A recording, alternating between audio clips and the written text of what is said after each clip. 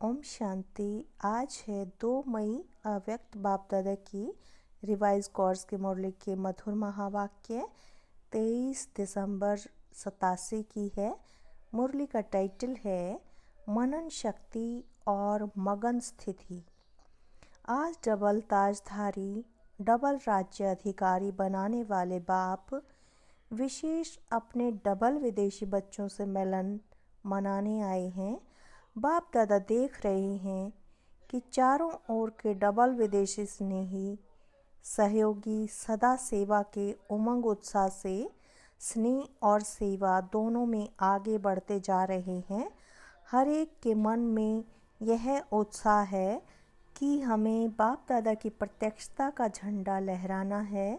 हर दिन उत्साह के कारण संगम युग को उत्सव प्रमाण अनुभव करते उड़ते जा रहे हैं, क्योंकि जहाँ हर समय उत्साह है, चाहे बाप दादा से याद द्वारा मिलन मनाने का, चाहे सेवा द्वारा प्रत्यक्ष फल प्राप्त होने के अनुभव के उत्साह में, दोनों उत्साह हर घड़ी हर दिन उत्सव का अनुभव कराते हैं। दुनिया के लोग विशेष उत्सव के दिन उत्साह का अनुभव करते हैं, लेकिन ब्राह्मण आत्माओं के लिए संगम युग ही उत्साह का युग है। हर दिन नया उत्साह, उमंग, उल्लास स्वतः ही अनुभव होता रहता है। इसलिए संगम युग के हर दिन खुशी की खुराक खाते, बाप द्वारा अनेक प्राप्तियों के गुण गाते, डबल लाइट बन सदा उत्साह में नाचते रहते हैं।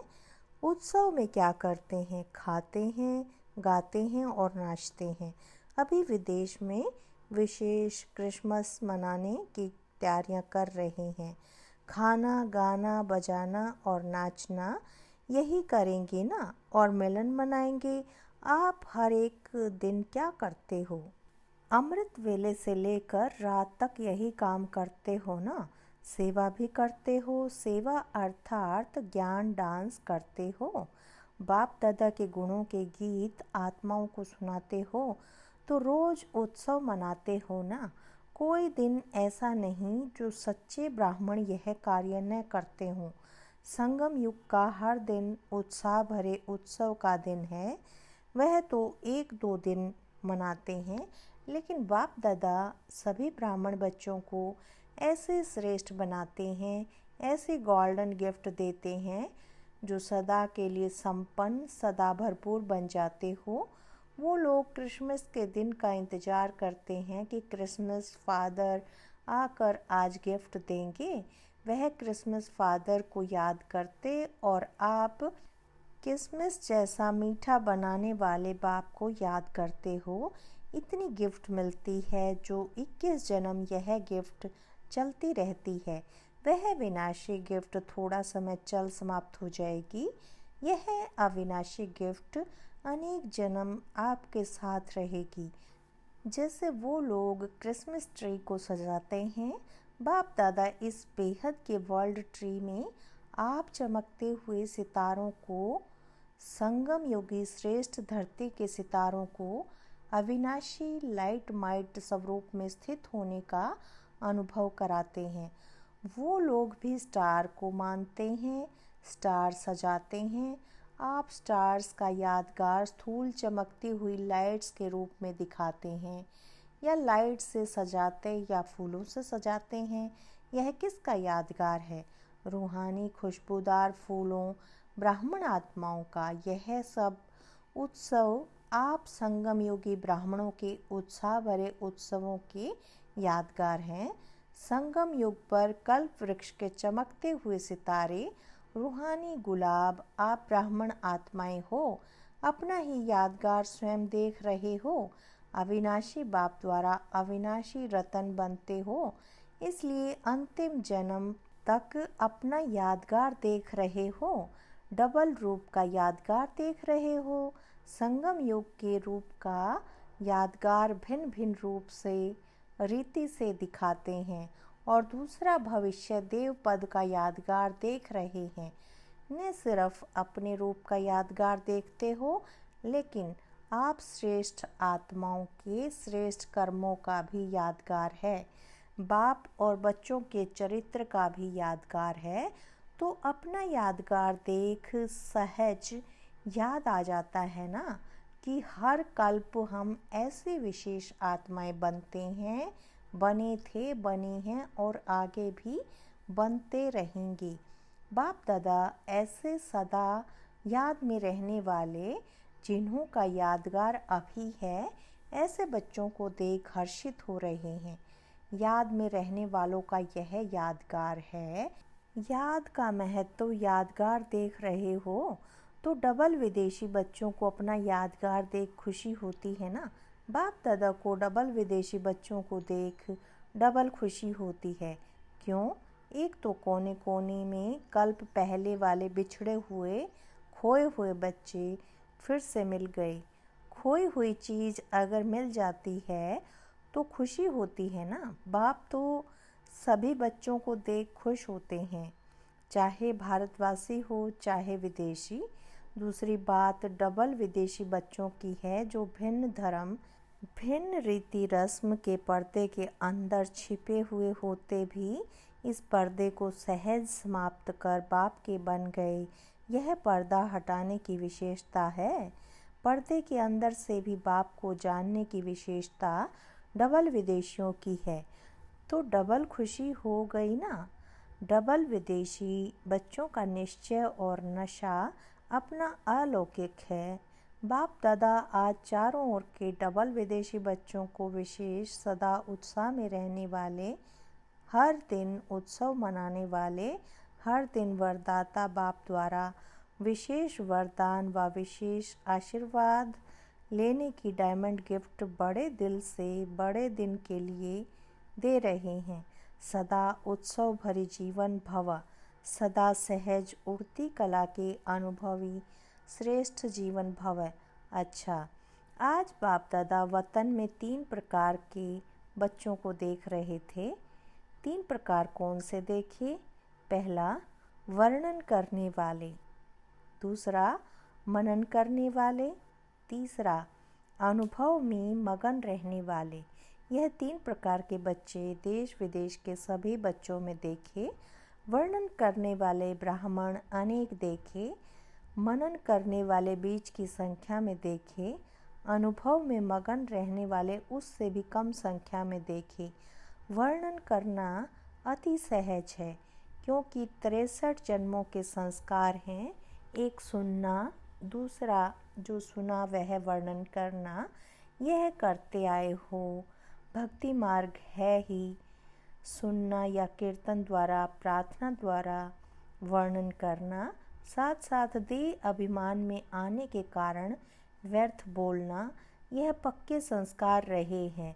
जहाँ व्यर्थ बोल होता है वहाँ विस्तार स्वतः ही होता है। सब चिंतन अंतर्मुखी बनाता है, पर चिंतन वर्णन करने के विस्तार में लाता है। तो वर्णन करने के संस्कार अनेक जन्मों के होने के कारण ब्राह्मण जीवन में भी अज्ञान से बदल ज्ञान में तो आ जाते हैं। ज्ञान को वर्णन करने में जल्दी होशियार हो जाते। वर्णन करने वाले वर्णन करने के समय तक खुशी व शक्ति अनुभव करते हैं, लेकिन सदाकाल के लिए नहीं। मुख से ज्ञानदाता का वर्णन करने के कारण शक्ति और खुशी, यह ज्ञान का प्रत्यक्ष फल प्राप्त हो जाता है। लेकिन शक्तिशाली स्वरूप सदा खुशी स्वरूप नहीं बन सकते, फिर भी ज्ञान रतन है और डायरेक्ट भगवानुवाच है, इसलिए यथाशक्ति प्राप्ति स्वरूप बन जाते हैं। मनन करने वाले सदा जो भी सुनते हैं उनको मनन कर स्वयं भी हर ज्ञान की पॉइंट का स्वरूप बनते हैं।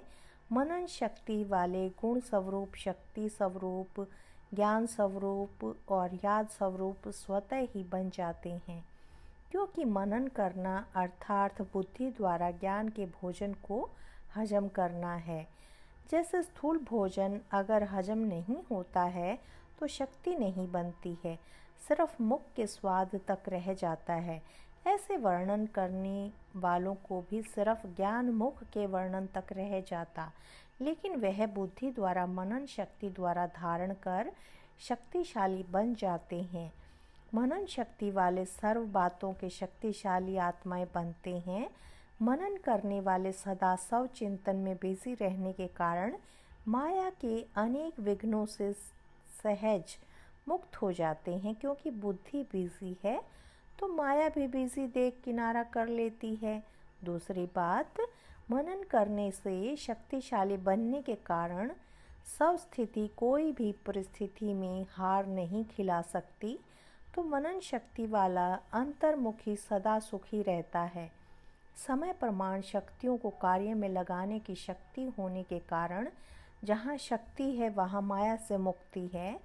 तो ऐसे बच्चे विजयी आत्माओं की लिस्ट में आते हैं। तीसरे बच्चे, सदा सर्व अनुभवों में मगन रहने वाले। मनन करना यह सेकंड स्टेज है, लेकिन मनन करते हुए मगन रहना यह फर्स्ट स्टेज है। मगन रहने वाले स्वतः ही निर्विघ्न तो रहते ही हैं, लेकिन उससे भी ऊंची विघ्न विनाशक स्थिति रहती है, अर्थात स्वयं निर्विघ्न बन औरों के भी विघ्न विनाशक बन सहयोगी बनते हैं।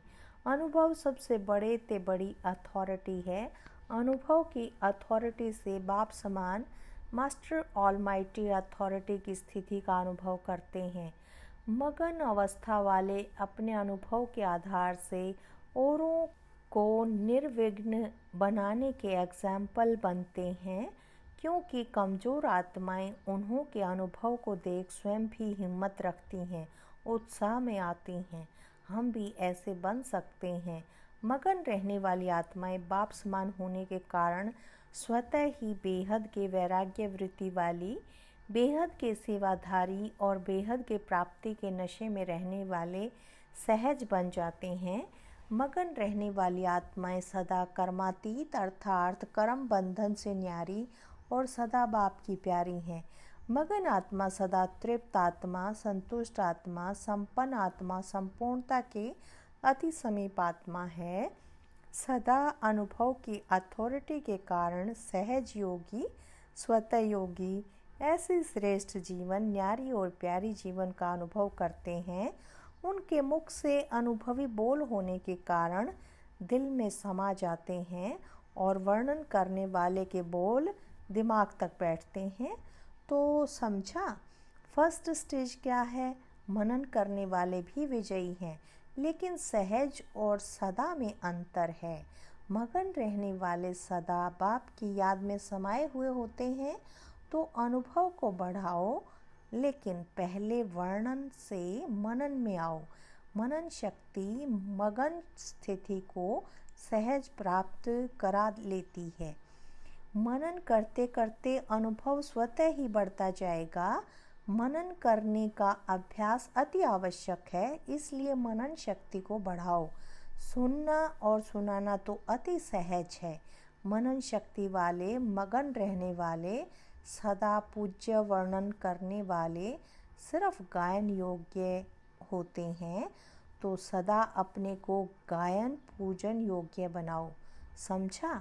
सेवाधारी तो तीनों हैं, लेकिन सेवा का प्रभाव नंबरवार है।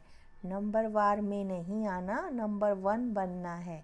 अच्छा, सदा अपने को डबल राज्याधिकारी, डबल ताजधारी, श्रेष्ठ आत्मा अनुभव करने वाले, सदा मनन शक्ति द्वारा मगन स्थिति का अनुभव करने वाले, सदा बाप समान अनुभवी, मास्टर ऑलमाइटी अथॉरिटी स्थिति के अनुभवी, मूर्त बनने वाले, सदा अपने शक्तिशाली पूज्य स्थिति को प्राप्त करने वाले, ऐसे नंबर 1 सदा विजयी बच्चों को बाप दादा का याद प्यार और नमस्ते। हम रूहानी बच्चों की रूहानी बाप दादा को याद प्यार, गुड मॉर्निंग और नमस्ते। विदेशी भाई बहनों के ग्रुप से विदेश में रहते स्वदेश स्वरूप की सदा स्मृति में रहने वाले हो। जैसे बाप परम धाम से इस पुराने पराये देश में प्रवेश हो आते हैं, ऐसे आप सभी भी परम धाम निवासी श्रेष्ठ आत्माएं, सहज योगी आत्माएं ऐसे अनुभव करती हो कि हम भी परम धाम निवासी आत्माएं इस साकार शरीर में प्रवेश कर विश्व के कार्य अर्थ निमित्त हैं। आप भी अवतरित हुई ब्राह्मण आत्माएं हो। शूद्र जीवन समाप्त हुई, अब शुद्ध ब्राह्मण आत्माएं हो।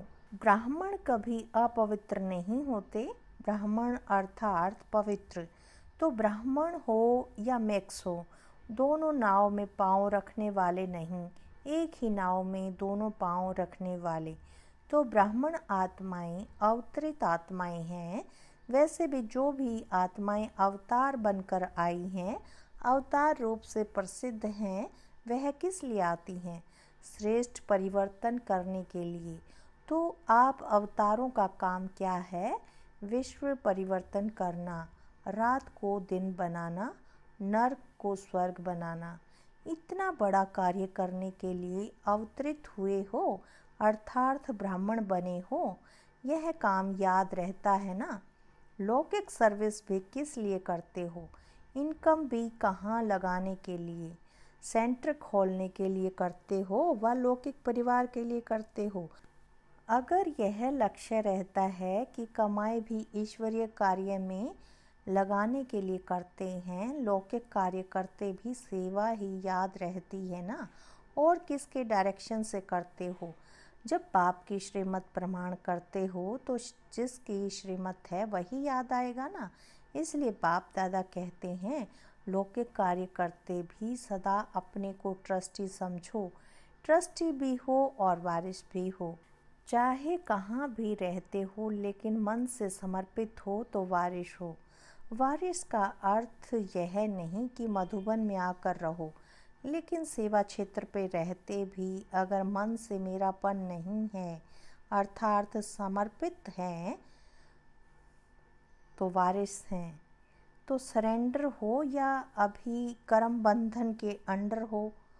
जब मन से समर्पित हो गए तो समर्पित आत्मा हो, बंधन नहीं लगेगा, क्योंकि सरेंडर हो गए माना सभी बंधनों को भी सरेंडर कर दिया। अगर मन को कोई भी बंधन खींचता है तो समझो बंधन है, बाकी आता है और चला जाता है तो बंधन नहीं। तो हम अवतार हैं, ऊपर से आए हैं, यह सदा स्मृति में रखो। अवतार आत्माएं कभी शरीर के हिसाब किताब के बंधन में नहीं आएंगी, विदेही बन करके कार्य करेंगी। शरीर का आधार लेते हैं, लेकिन शरीर के बंधन में नहीं बंधते। तो ऐसे बने हो तो सदा अपने को शरीर के बंधन से न्यारा बनाने के लिए अवतार समझो। इस विधि से चलते रहो तो सदा बंधन मुक्त, न्यारे और सदा बाप के प्यारे बन जाएंगे। वरदान है, अपनी विजय व सफलता को निश्चित समझकर सदा निश्चिंत रहने वाले निश्चय बुद्धि भव।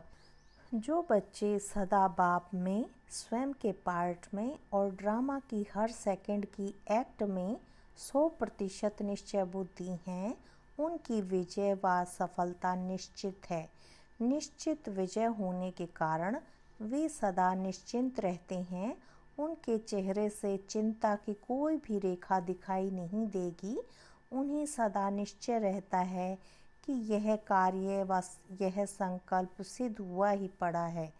उन्हें कभी किसी बात में क्वेश्चन नहीं उठ सकता। स्लोगन है, सुनने सुनाने में भावना और भाव को बदल देना ही वायुमंडल खराब करना है। सुनने सुनाने में भावना और भाव को बदल देना ही वायुमंडल खराब करना है।